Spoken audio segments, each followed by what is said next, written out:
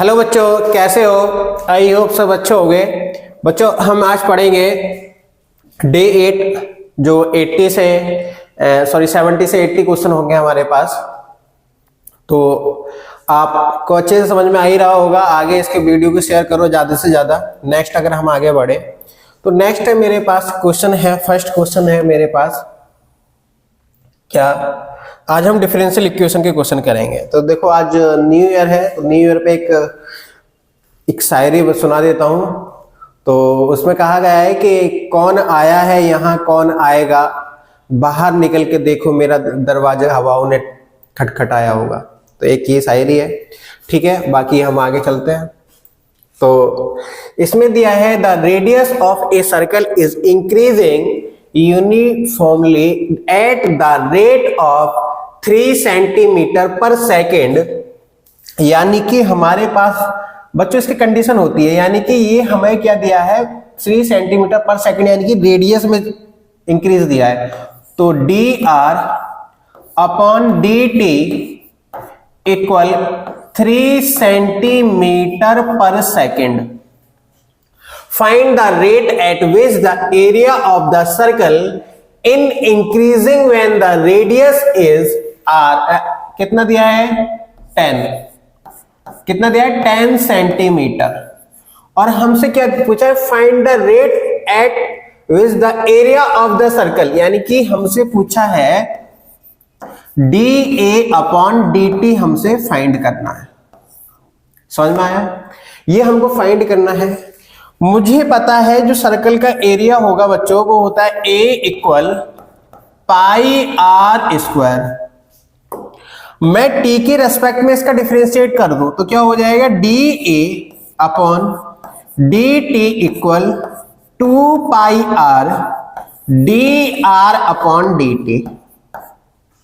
समझ में आया?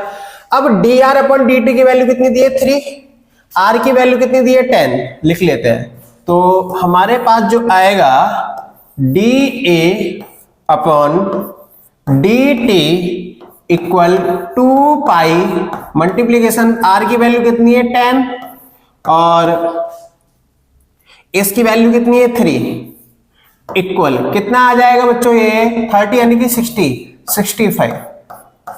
यानी कि मेरे पास जो आंसर आ जाएगा वो D a upon d t equal 65। ये मेरे पास इसका करेक्ट आंसर आ जाएगा। सेंटीमीटर स्क्वायर पर सेकंड क्या जाएगा सेंटीमीटर स्क्वायर पर सेकंड। जैसे यहां पर रेडियस दिया था तो सेंटीमीटर पर सेकंड था, यहां पर क्या आएगा सेंटीमीटर स्क्वायर पर सेकंड। तो इतना समझ में आया।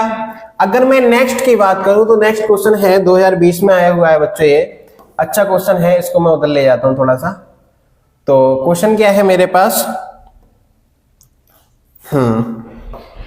मेरे पास इसका क्वेश्चन है, देखो क्या दिया है if the surface area of A cube in increasing at a rate of 3.6 centimetre square पर सेकेंड, यानी कि D a upon d T surface area पूछा है ना, तो डी टी इक्वल टू कितना दिया है 3.6 सेंटीमीटर स्क्वायर पर सेकेंड, ठीक है ना। Rating its space then the rate of change of the volume, यानी कि हमसे पूछा है d v upon d t हमसे फाइंड करवा रहा है। और क्या कहा है when the length of a side of the cube is, cube यानी कि ए इक्वल टू दिया है 10 सेंटीमीटर। अगर मैं सरफेस एरिया की बात करूं तो ए इक्वल होता है बच्चों 6a स्क्वायर, ठीक है ना बच्चों। इसमें दिया है सरफेस एरिया तो हम लगाएंगे टोटल सरफेस एरिया, ना कि कार्बन सरफेस एरिया। जब केवल हमें सरफेस एरिया दिया होता है तो टोटल सरफेस एरिया हम का यूज करते हैं। तो अगर मैं इसको टी के रेस्पेक्ट में डिफरेंशिएट कर दूं तो D a upon d t equal 12a D a upon d T, ये आ जाएगा, हाँ है ना। अब मुझे जो वैल्यू दी है वो किसकी दी है इसकी, तो मैं वैल्यू रख देता हूं इक्वल 3.6 इक्वल कितना हो जाएगा 12a da अपॉन dt, यानी कि da अपॉन dt इक्वल, इसको मैं क्या कर लूंगा 3.6 अपॉन 12a 0.3 अपॉन a, ये आ जाएगा। यानी कि मेरे पास क्या हो जाएगा, ये ध्यान देना, हमारे पास आ जाएगा ये dA upon dt equal 0.3 upon a, ये मेरे पास आ गया सेंटीमीटर पर सेकंड। इतना समझ में आया, इसमें तो कोई दिक्कत नहीं होनी चाहिए। ठीक है, अब मुझे निकालना क्या है, ये देखना है मुझको, वॉल्यूम निकालना है। तो वॉल्यूम क्या होता है, वॉल्यूम क्या होता है वो देखिएगा। वॉल्यूम मेरे पास होता है, इसको मैं इधर कर लेता हूं थोड़ा सा। तो जब मैं मुझे वॉल्यूम का इंक्रीज निकालना है तो मेरे पास क्या होता है, V इक्वल a की पावर क्यूब, ये वॉल्यूम होता है। यानी कि मैं अगर कर दे दूं इसको dV upon dt equal 3a की square dA upon dt equal 3a की वैल्यू कितनी है बच्चों, a की जो वैल्यू है वो 10 है, तो ये स्क्वायर होगा ना। यहाँ पे क्या कर रहा हूं यार मैं भी,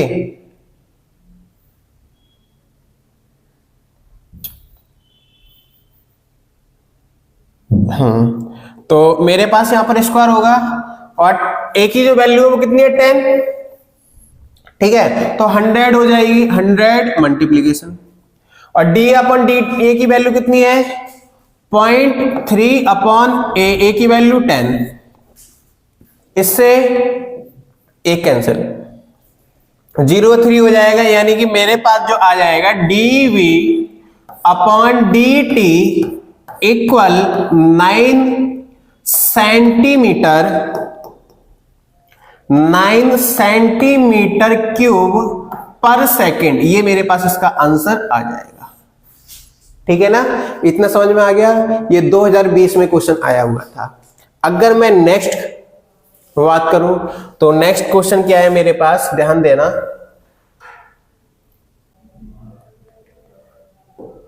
नेक्स्ट है क्वेश्चन, नेक्स्ट क्वेश्चन क्या है देखो, ध्यान से देखना, अच्छा क्वेश्चन है।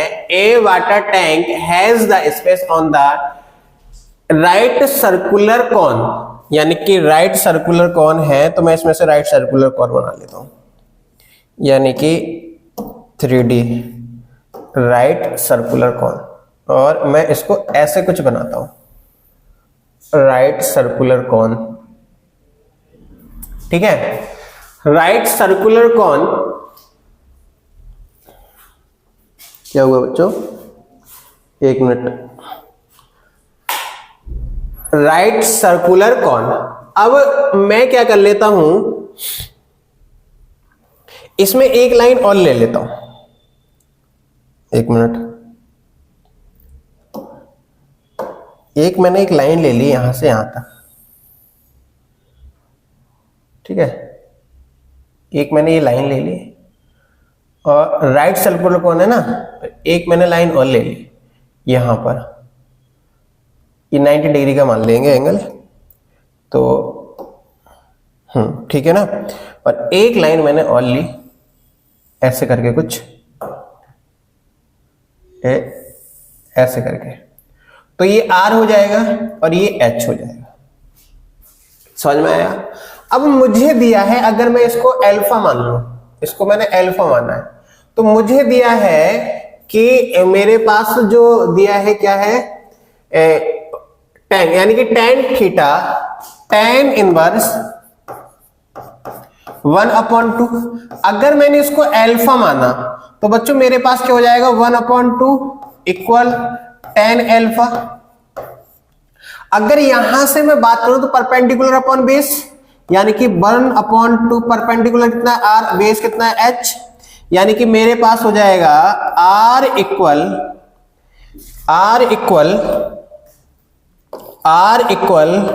h/2, ठीक है, R इक्वल h/2, और इसमें दिया है water the product into at a constant at rate of 5 centimetre cube पर सेकेंड, यानी कि dv अपॉन dt इक्वल कितना दिया है 5 सेंटीमीटर क्यूब पर सेकेंड, ये मुझको दिया है इसमें। द रेट इन मीटर पर मिलीमीटर, ठीक है, eight which the level of the water increase the set the when the deep of the water in 10, ठीक है, यानी कि देखो डीप दिया है ना, एच की वैल्यू दिया है कितनी 10 सेंटीमीटर। वॉल्यूम का फॉर्मूला होता है क्यूब सर्कुलर कॉन का 1 अपॉन कितना 1/3 पाई आर स्क्वायर एच, ठीक है, और तो dv अपॉन dt इक्वल, ये मेरे पास कितना हो जाएगा, अब मैं r के रेस्पेक्ट में वैल्यू रख देता हूं ना पहले, तो ये मैं t के रेस्पेक्ट में कर लूंगा, h की वैल्यू निकल जाएगी वहां से। तो अगर मैं b इक्वल 1/3 पाई r की वैल्यू रखो तो कितनी हो जाएगी r⁴ ये आ जाएगी, यानी कि अगर मैं इसको सॉल्व करूं तो dv अपॉन dt इक्वल 1/3 पाई h⁴, यानी कि dv अपॉन dt इक्वल 3/3 पाई h²/4, इससे e कैंसिल, यानी कि dv upon dt equal pi, h की वैल्यू कितनी है 10, तो ये हो जाएगा 100/4, इससे ये कैंसिल, तो dv बच्चों यहां पर जब मैं डिफरेंशिएट करूंगा तो dh अपॉन dt भी आएगा, dh अपॉन dt, ठीक है, तो dt इक्वल 25 पाई और dh अपॉन dt, ठीक है, तो dv अपॉन dt की वैल्यू हमको दी है शायद कहीं पे, या ये 5, तो हमारे पास हो जाएगा 5 इक्वल 25 पाई dh अपॉन dt, यानी कि अगर मैं इसका आंसर निकालना चाहूं तो हो जाएगा dh अपॉन dt इक्वल 1/5 पाई, ठीक है, और ये हो जाएगा सेंटीमीटर पर सेकेंड, यही मेरे पास इसका आंसर आ जाएगा। तो इसमें तो कोई दिक्कत नहीं होनी चाहिए। अगर मैं नेक्स्ट करता हूं इसको, तो नेक्स्ट क्वेश्चन क्या है, the function f given equal कितना है question, the function f given bye f x equal log sin x is strictly increasing on 0 to pi/2 and strictly decreasing on pi/2 से पाई। बच्चों ये इंक्रीजिंग का symbol है और ये डिक्रीजिंग का सिंबल है, ठीक है, तो मेरे पास जो फंक्शन है वो लिख लेता हूं मैं, f(x) equal log sin x, क्या है log sin x, इसका डिफरेंशिएट करो फर्स्ट टाइम, तो मेरे पास क्या आ जाएगा, ये log sin x 1/sin x, और sin x का क्या होता है cos x, यानी कि f'(x) इक्वल cot x, ये आएगा, अरे हाँ या ना। अगर मैं फर्स्ट कंडीशन यहां पे ले लेता हूं, क्या फर्स्ट कंडीशन अगर मैं यहां पे लूं, क्या कितनी है मेरे पास फर्स्ट कंडीशन, 0 से pi/2 पर इंक्रीजिंग ही फंक्शन होगा,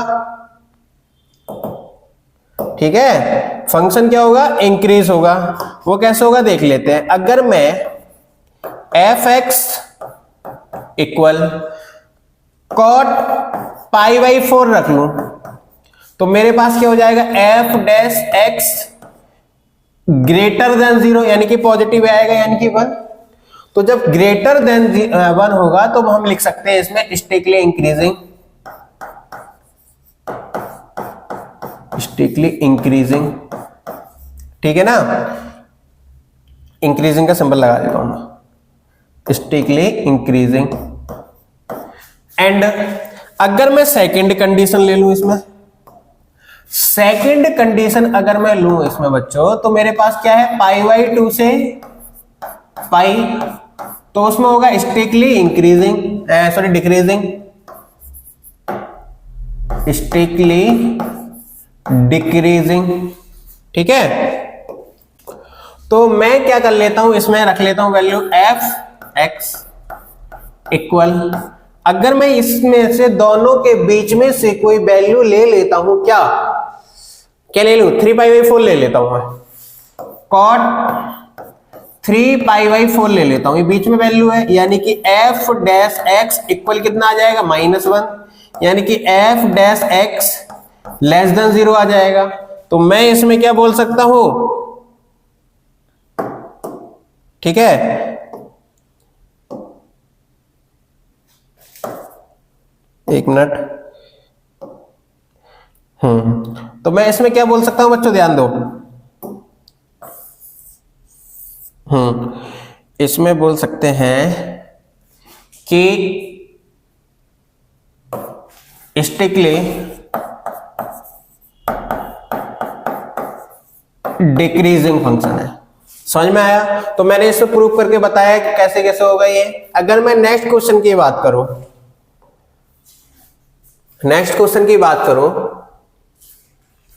जो कि क्वेश्चन नंबर 7 है, एग्जांपल है, find the equation of tangent और नॉर्मल टू कर्व x की पावर 4 प्लस y की पावर x की पावर 4/3 प्लस y की power 4/3 equal 32 eight the point 8,8।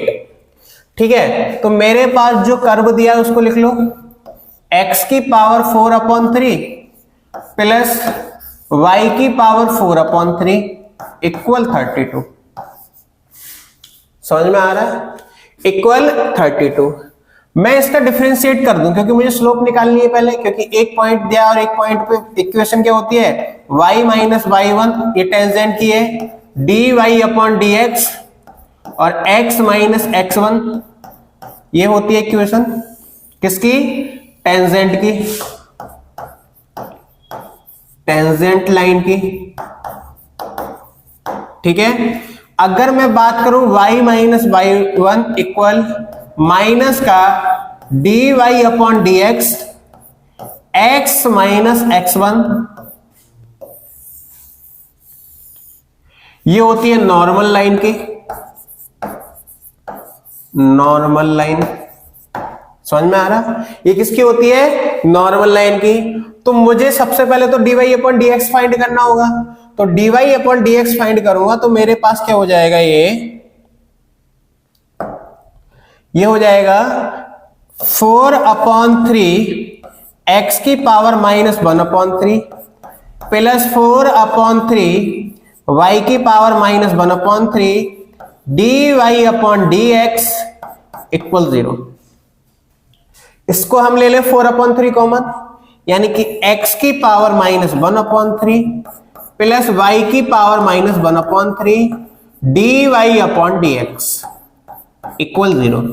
x और y की वैल्यू रख लो, x और y, यानी कि 2 की पावर 3, यानी कि ये कितना हो जाएगा, 2 की पावर -1 प्लस 2 की पावर -1 dy/dx इक्वल 0।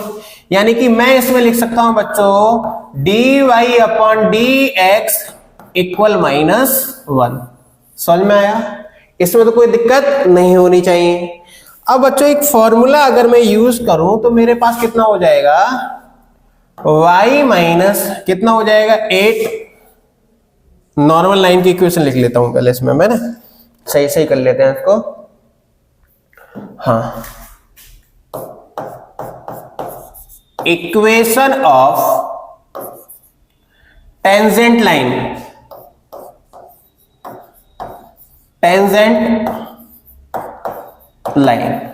तो वो होती है y minus y one equal d y upon d x x minus x one. ये मेरे पास इक्वेशन होती है। तो क्या करूंगा मैं y, देखो इधर, अब इसकी जो पॉइंट है 8 माइनस 8 यानी कि x की वैल्यू 1, y की वैल्यू 1, x1 बाई 1 और dy अपॉन dx कितना दिया -1, तो मेरे पास -1 है ना, हाँ -1 हो जाएगा। तो मेरे पास क्या हो जाएगा 8 equal -1, 8 minus 1 sorry 8 minus x minus 8, तो y माइनस 8 इक्वल माइनस का x प्लस का 8। जब मैं इसको इधर लेके जाऊंगा तो x प्लस वाई इक्वल कितना हो जाएगा 16। ये मेरे पास किसकी इक्वेशन आ गई, टेंजेंट लाइन की। अगर मैं यहीं पे आपसे बोलना चाहूं कि इक्वेशन ऑफ नॉर्मल लाइन, तो मेरे पास वैल्यू क्या होगी, रख लेते हैं y minus y one equal minus का d y upon d x x minus x one. ठीक है, तो जब अब हम रख लेते हैं वैल्यू इसमें, तो y माइनस 8 इक्वल माइनस का 1 अपॉन माइनस x माइनस 8, यानी कि y माइनस 8 इक्वल कितना हो जाएगा बच्चों, ये 1 x माइनस 8, अंदर मल्टीप्लीकेशन करा लेते हैं, तो y minus 8 equal x minus 8, यानी कि y माइनस x इक्वल कितना हो जाएगा, ये 0, या मैं बोल सकता हूं y is equal to x। ये मेरे पास किसकी इक्वेशन आ गई, नॉर्मल लाइन की इक्वेशन आ गई। समझ में आया? तो आपको दोनों इक्वेशन समझ में आ गए होंगे कैसे सॉल्व करनी है। अगर मैं नेक्स्ट की बात करूं तो नेक्स्ट क्वेश्चन क्या है मेरे पास, find the equation of tangent to the curve x by equal 16 which passes through 0,2।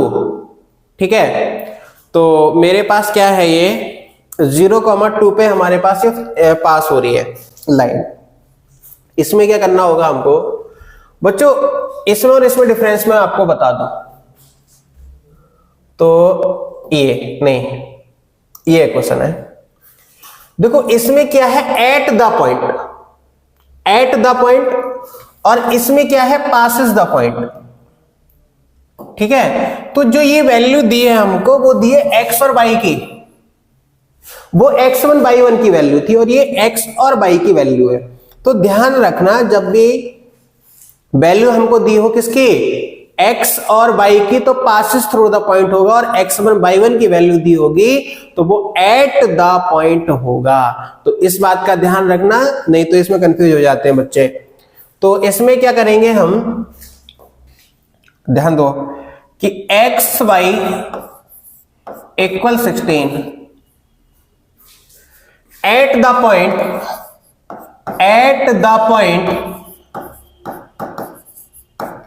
h comma k, क्या कर लेता हूं मैं, h कॉमा के पे पास कर लेता हूं। इसका डिफरेंशिएट कर लो, फर्स्ट टर्म सेकंड का डिफरेंशिएट, सेकंड टर्म फर्स्ट का डिफरेंशिएट इक्वल 0, यानी कि d y upon d x equal minus का y अपॉन एक्स, इस पे पास कर लो, क्या हो जाएगा, d y upon d x equal x1 y1 हो जाएगा, x1 y1। तो मेरे पास हो जाएगा माइनस का k कॉमा h। समझ में आया? अब मेरे ये जो वैल्यू दी है x1 y1, यानी कि मेरे पास जो वैल्यू दी है वो दी है y माइनस y1 इक्वल, किसका दिया है मुझको, टेंजेंट लाइन की इक्वेशन है, तो d y upon d x x minus x one. इतना समझ में आ रहा है? अब बच्चों ध्यान देना, मेरे पास x1 की वैल्यू कितनी है h, y1 की वैल्यू कितनी है k, और dy अपॉन dx की वैल्यू कितनी है h और k, और x और y की वैल्यू कितनी है, यहां पर 1 नहीं होगा, x और y होगा केवल, x और y की वैल्यू कितनी है 0,2, तो मैं y की वैल्यू तो 2 रख लेता हूं यहां पर, क्या हो जाएगा 2 माइनस कितना हो जाएगा k equal dy upon dx यानी कि माइनस का h upon k upon h, और ये हो जाएगा 0 कॉमा कितना हो जाएगा h, यानी कि 2 माइनस के इक्वल माइनस का k upon h multiplication minus का h। देखो इससे ये कैंसिल, 2 माइनस का k equal minus minus plus k हो जाएगा, तो मेरे पास कितना हो जाएगा 2k इक्वल 2, यानी कि k की जो वैल्यू आ जाएगी मेरे पास 1 आ जाएगी। अरे समझ में आ रहा है नहीं आ रहा है? k की वैल्यू जब 1 हो जाएगी तो बच्चों ये वाला जो वैल्यू है h और k जब एट पॉइंट है तो इसको भी सेटिस्फाई कर रहा होगा, ठीक है ना। तो जब इसको भी सेटिस्फाई कर रहा होगा तो मेरे पास मैं इसको लिख सकता हूं h k इक्वल 32, ये हो जाएगा h और k 32, h की वैल्यू k की वैल्यू कितनी है 1, तो h इज इक्वल टू कितना हो जाएगा 32। इतना समझ में आ रहा है? अरे हाँ या ना? इसमें वैल्यू रख लो, इसको मैं इक्वेशन नंबर 1 मानू, इसको इक्वेशन नंबर 2 मानू, आंसर आ जाएगा। इसमें लिख लेता हूं फ्रॉम इक्वेशन 1 है कि नहीं, तो dy अपॉन dx इक्वल कितना हो जाएगा, ये देखो माइनस का h अपॉन k, तो माइनस का h अपॉन के लिख लेता हूं, माइनस का h अपॉन के, यानी कि dy अपॉन dx माइनस की वैल्यू कितनी है बच्चों, माइनस के की वैल्यू h की वैल्यू कितनी है, h की वैल्यू 32 और इतना कितना है 1, यानी कि dy अपॉन dx इक्वल -32। इसमें कुछ दिक्कत नहीं है, सही है। अगर मैं नेक्स्ट बात कर लेता हूं इसमें, तो मेरे पास जो इक्वेशन दी है फ्रॉम इक्वेशन सेकंड क्या है, y माइनस y1 इक्वल कितना दिया है dy upon dx x minus x1, ठीक है। तो y माइनस y1 की वैल्यू कितनी है, यानी कि h की वैल्यू, यहां पर h और k चलो कर लेते हैं, इसको लिख ही लेते हैं, y minus k equal dy upon dx x minus h, यानी कि y माइनस k की वैल्यू कितनी है, k की वैल्यू है 1 इक्वल इसकी वैल्यू कितनी है माइनस का 32 माइनस 32, x माइनस h की वैल्यू कितनी है 32, यानी कि y माइनस 1 इक्वल माइनस का 32x प्लस कितना हो जाएगा ये 32 मल्टीप्लीकेशन 32, ठीक है। तो ये मेरे पास हो जाएगा 32, ये कितना हो जाएगा 64, ये कितना हो जाएगा मेरे पास 69 अपॉन 4 2 1 0 0, यानी कि मेरे पास कितना आ जाएगा ये y माइनस का 1 इक्वल माइनस का 32x प्लस का 1024। मैं इसको जब इधर लेके जाऊंगा, इसको इधर लेके जाऊंगा, तो हो जाएगा 32x प्लस y इक्वल 1025। ये मेरे पास इसका करेक्ट आंसर आ जाएगा। तो समझ में आया बच्चों कैसे निकालेंगे एट द पॉइंट और पासिंग पॉइंट में क्या अंतर होता है, ये समझ में आपको आ गया होगा। अगर मैं नेक्स्ट क्वेश्चन की बात करूं, 2024 में आया हुआ है बच्चों, सॉरी 2020 में आया हुआ है, अच्छा क्वेश्चन है, देखो ध्यान से। If C is the point at the Rolle's theorem hold of the function fx equal log e x square plus alpha upon 7x if the interval 3,4 where alpha belongs to R, then find double differentiate x। देखो Rolle's theorem दिया है, यानी कि ये value satisfy करेगी, f3 equal f4 को satisfy करेगी ये। तो जब ये सेटिस्फाई करेगी तो मैं क्या कर लेता हूं, ध्यान देना, इसको लिख लेता हूं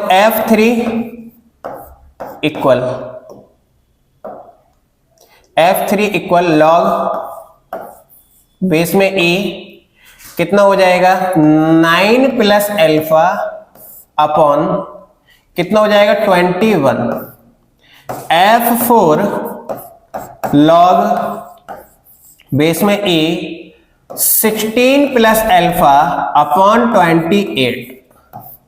अगर मैं F3 इक्वल F4 लिखूं तो मेरे पास हो जाएगा लॉग बेस में 9 plus alpha upon 21 equal log कितना हो जाएगा 16 प्लस अल्फा अपॉन 28। देखो इससे ये कैंसिल हो जाएगा, समझ में आ रहा है, इससे ये कैंसिल हो जाएगा। तो मेरे पास क्या हो जाएगा, ये हमारे पास 9 plus alpha upon 21 equal 16 plus alpha upon 28। ठीक है, तो ये 3 हो जाएगा, ये 4 हो जाएगा। 9 plus alpha upon 3 equal 16 plus alpha upon 4, ये हो जाएगा 36 प्लस 4 अल्फा इक्वल ये हो जाएगा 48 प्लस 3 अल्फा। ठीक है, मैं इसको इधर लेके जाऊं, इसको इधर, तो 4 alpha minus 3 alpha equal 48 minus का 36, यानी कि अल्फा इक्वल कितना आ जाएगा 12। अल्फा की वैल्यू कितनी आ गई 12। अब इसमें अल्फा रख लो, जब इसमें अल्फा रख लेंगे तो एफ एक्स इक्वल कितना हो जाएगा लॉग बेस में e x square plus 12 upon 7x, ये आ गया। ठीक है, ये आ गया। मुझसे पूछा क्या है, मुझसे एफ डबल डैश पूछा है, तो एफ डबल डैश क्या हो जाएगा, f double dash is c, या c is the point of the Rolle's theorem. ठीक है, सी तो हो गया। अब ये हमारे पास क्या है, एफ डबल डैश। ठीक है, एफ डैश निकालो, तो जब एफ डैश निकालूंगा मैं इसमें, तो मेरे पास कितना हो जाएगा 1 अपॉन एक्स स्क्वायर प्लस का 12 अपॉन 7x मल्टीप्लीकेशन कितना हो जाएगा, ये 7x का whole square, first term, second का डिफरेंशिएट तो हो जाएगा 2x प्लस का 0 माइनस कितना हो जाएगा, ये x स्क्वायर प्लस का 12 और मल्टीप्लिकेशन 7। ठीक है, इसको ऊपर लेके जाओ, equal 7x upon x square plus का 12 मल्टीप्लिकेशन, ये मेरे पास कितना हो जाएगा बच्चों 14x स्क्वायर, ध्यान देना, माइनस का 7x स्क्वायर माइनस 84 अपॉन में 7 स्क्वायर एक्स स्क्वायर।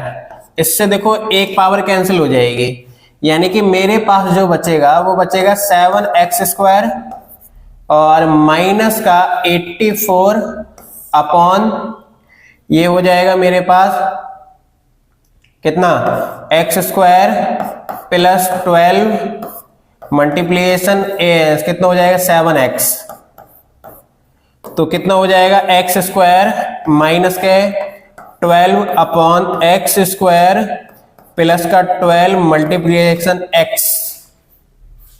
ठीक है, तो f डैश तो ये मेरे पास हो गया f डैश x। अगर मैं डबल डैश की बात करूं तो मेरे पास क्या हो जाएगा, ध्यान देना,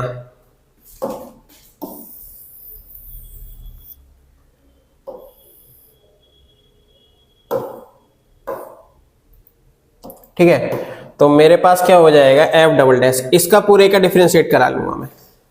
तो जब मैं इसका पूरे का डिफरेंशिएट कराऊंगा तो मेरे पास कितना हो जाएगा एफ डबल डैश, कितना हो जाएगा एक्स स्क्वायर प्लस 1 एक्स का होल स्क्वायर, और ये हो जाएगा फर्स्ट टर्म ऐसे ही एक्स स्क्वायर प्लस का 12x,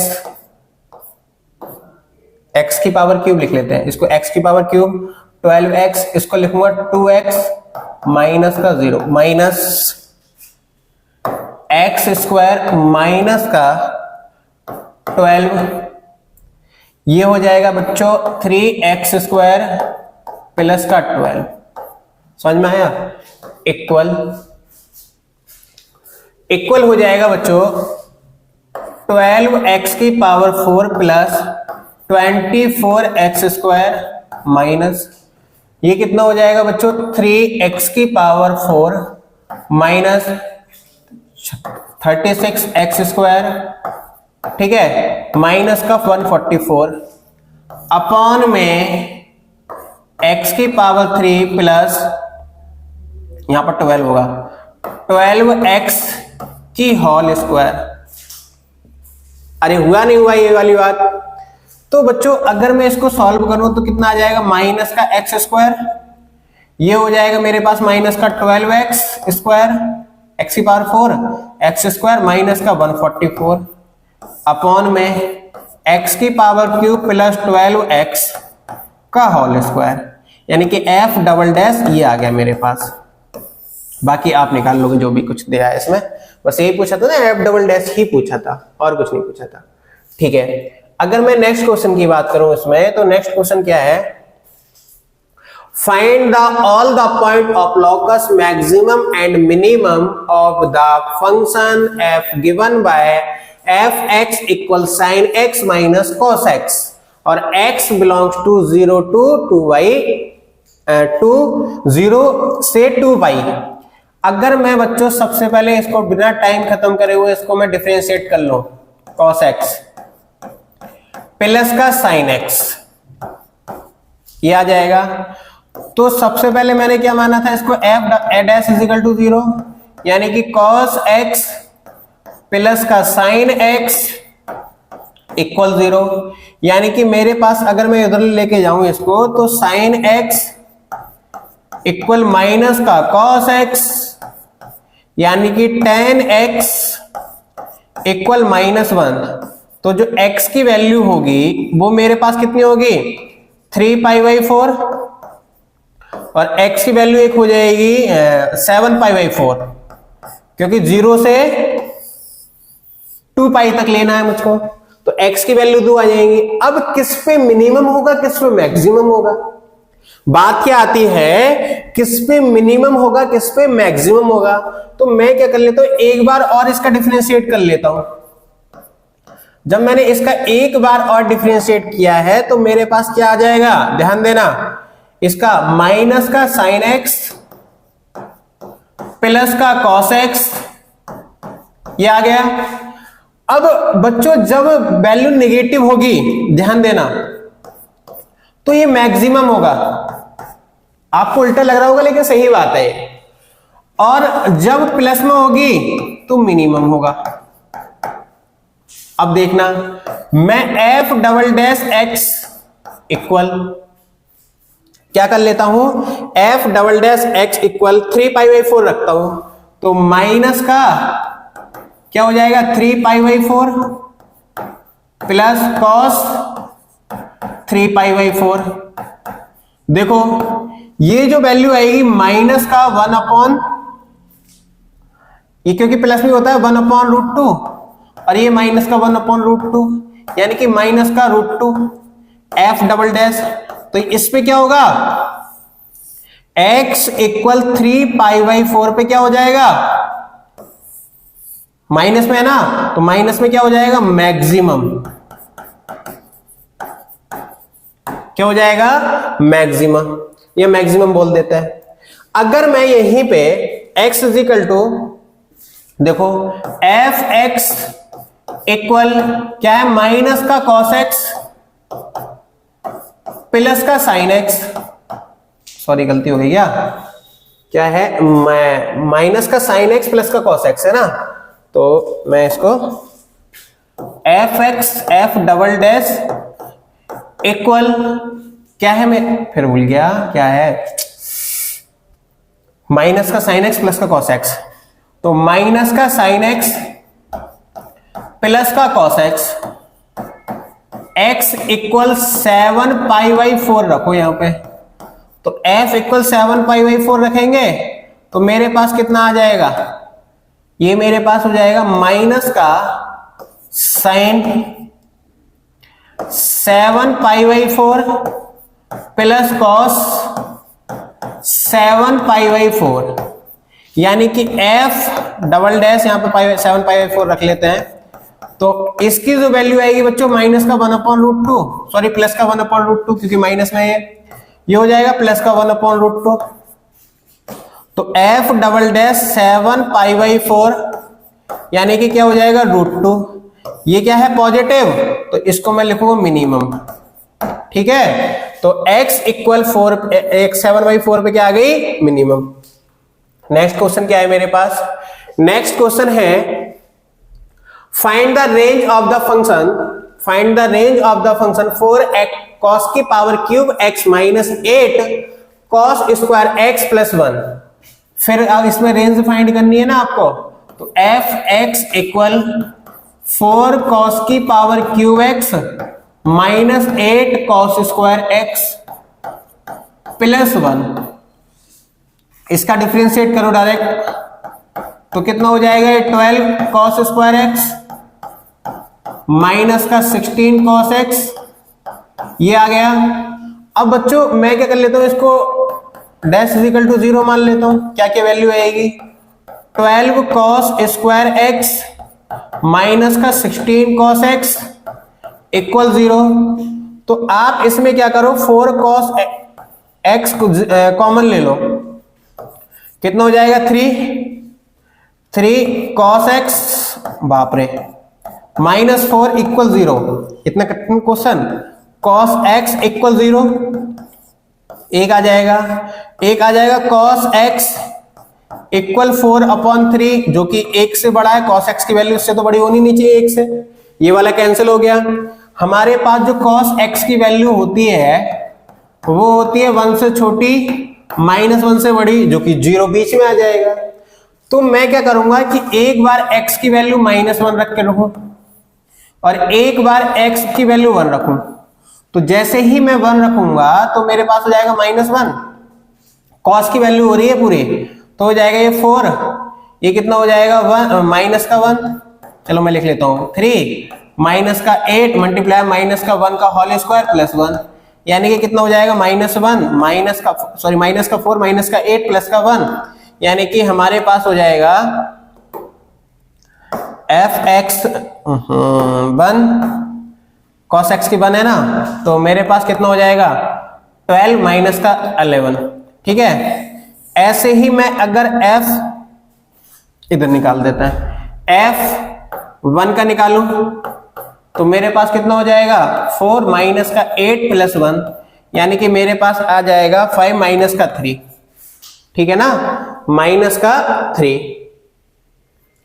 अगर मैं 0 पे निकालूं, मैं 0 भी तो है एक बीच में, तो f(0) पे निकालूं तो मेरे पास कितना हो जाएगा 1।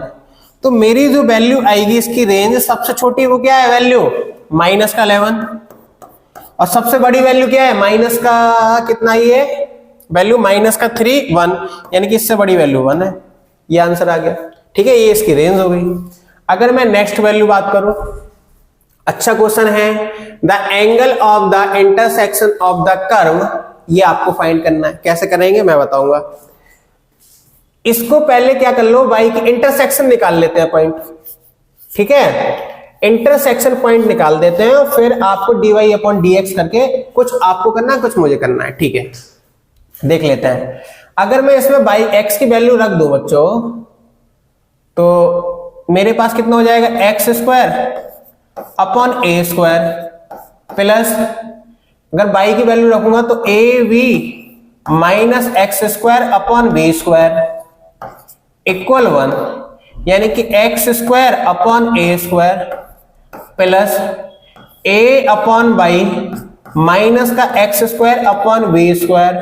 इक्वल 1, ये हो जाएगा बेटा x² 1/a² plus 1 upon b square minus, sorry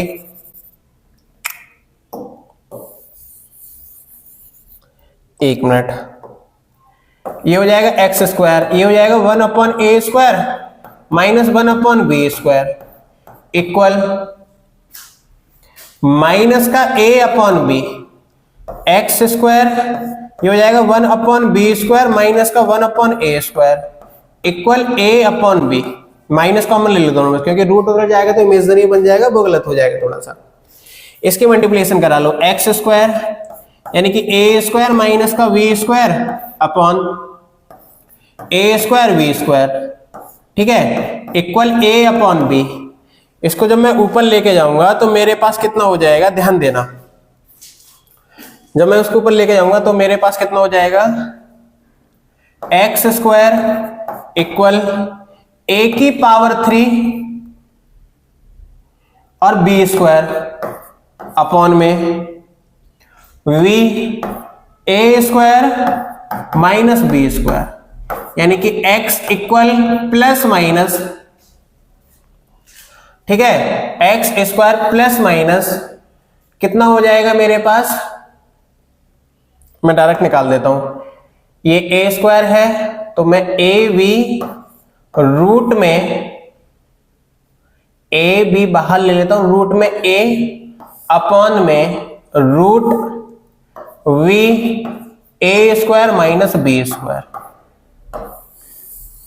ये आ जाएगा, ठीक है। ऐसे ही x की वैल्यू निकाल देंगे, x की वैल्यू निकाल दी, y की वैल्यू निकालेंगे भाई, x1 और y1 आपको मिल जाएगा, x1 y1 मिल जाएगा तो इसकी स्लोप निकालना यानी कि dy अपॉन d1, इसको मैं बता देता हूं क्या आ जाएगा, कितना आ जाएगी, ये 2x upon a square plus का 2y upon b y square equal 1, ये dy अपॉन dx साथ में चल रहा होगा, dy upon dx equal 2y upon b square minus का 2x अपॉन ए स्क्वायर, इससे ये cancel, dy upon dx equal minus का v square upon x upon a square upon y, ठीक है। ये भाई देखो m1 आ गया, ऐसे इसका m2 आ जाएगा, इसको मैं m1 लिख दूं, अगर मैं m2 लिखूं ये हो जाएगा माइनस का x1 अपॉन y1, ये आ जाएगा, है कि नहीं। फॉर्मूला मुझको पता, इसमें x की वैल्यू मैंने निकाल दी है, y की आपको निकालनी है, फॉर्मूला मुझको पता है, tan थीटा इक्वल क्या होता है, m1 minus m2 upon 1 plus m1 और m2, ये फॉर्मूला है भाई। m1 m2 की वैल्यू पता लग जाएगी, आप आंसर निकाल दोगे। तो बच्चों आज के लिए इतना ही, मिलते हैं नेक्स्ट क्लास में, हंसते रहिए, मुस्कुराते रहिए, पढ़ते रहिए मैथ्स। थैंक यू बच्चों। अगर आपको ये समझ में आ रहा होगा तो ये लेक्चर आगे शेयर करिएगा, जो कि आपके साथी हैं उनकी भी हेल्प हो सके। Thank you.